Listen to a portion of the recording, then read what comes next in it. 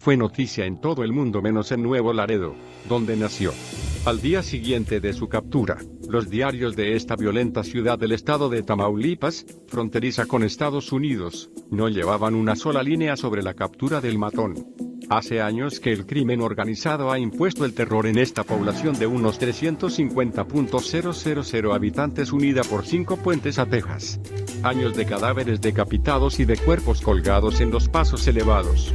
Años sin ley. El jefe de policía desapareció en febrero, y de silencio varios portales de internet han cerrado por amenazas, en el reino del hombre más peligroso del país. La carrera criminal del Z-40 acabó de madrugada en una carretera rural, a unos 27 kilómetros al suroeste de Nuevo Laredo, cuando un helicóptero Blackout de la Marina Mexicana interceptó el todoterreno de color gris plata en el que viajaba con una escolta y un contado. A bordo, $2 millones, 8 armas largas y 500 cartuchos. Los dos cómplices se tiraron de inmediato al suelo, pero el capo, al parecer, trató de huir entre los matorrales. Fue inútil.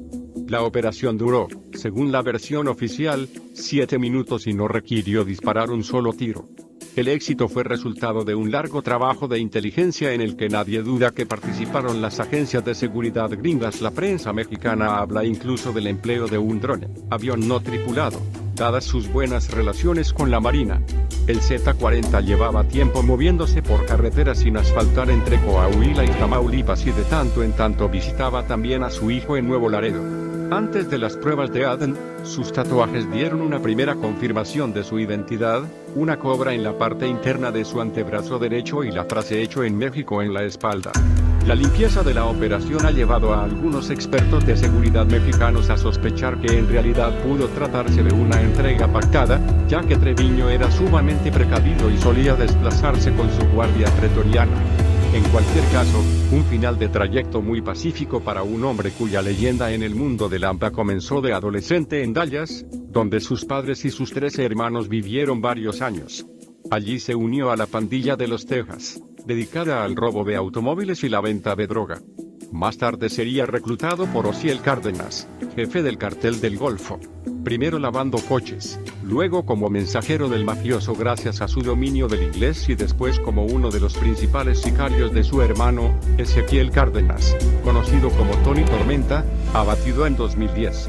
Cuando, a finales de los años 90, Osiel Cárdenas funda los Zetas como brazo armado del cartel del Golfo con un grupo de desertores de las Fuerzas Especiales del Ejército Mexicano, Treviño se convertiría en la mano derecha de su líder, el cabo Heriberto Lascano Lascano, el Lasca.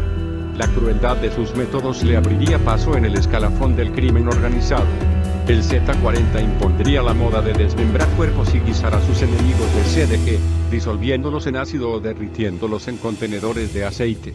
El periodista estadounidense Alfredo Corchado, amenazado de muerte por los Zetas y quien dio la primicia de su detención en el Dallas Morning News, cuenta en su libro Midnight in Mexico, Penguin Press, de reciente aparición, que el Z-40 solía morder el corazón de algunos de los sicarios de CDG, aún vivas, creyendo que eso le haría invencible, y reclutaba a sus sicarios obligándoles a disparar a una persona al azar.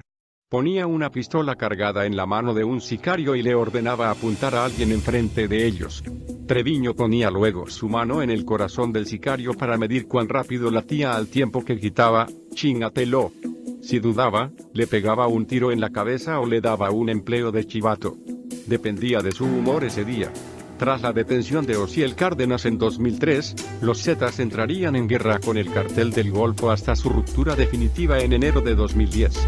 Los antiguos desertores del ejército, con el Lasca y el Z-40 a la cabeza y sus bárbaros métodos militares de ocupación del territorio, ensangrentarían en los últimos años el mapa de México en una disputa permanente con los otros grupos de narcotraficantes. La violencia de los Zetas llegaría a su clímax en agosto de 2010 cuando fueron hallados en unas fosas en San Fernando, Tamaulipas, 72 emigrantes centroamericanos torturados y asesinados.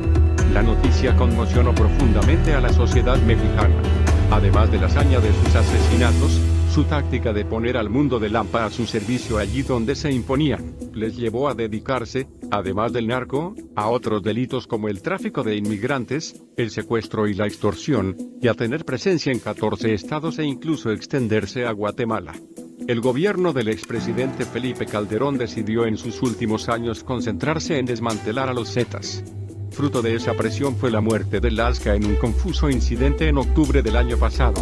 El fallecimiento del líder, cuyo cadáver fue misteriosamente robado de una funeraria poco después, originó una nueva lucha por el poder de la que saldría vencedor el Z40, pero el cartel estaba ya muy debilitado. La detención de Treviño abre, según los analistas de seguridad, una nueva etapa en la violencia en este país. Probablemente los Zetas dejen de existir como organización cohesionada y coherente a nivel nacional, pero no significará su final. Previsiblemente se desencadenará una guerra por su control. Se considera que su hermano menor, Omar, ha heredado el liderazgo, y los remanentes del Golfo y el Cartel de Sinaloa, la confederación que dirige Joaquín El Chapo Guzmán, tratarán de aprovechar la oportunidad para ocupar las plazas de sus viejos enemigos. El Z40 está ya encerrado en un penal de máxima seguridad.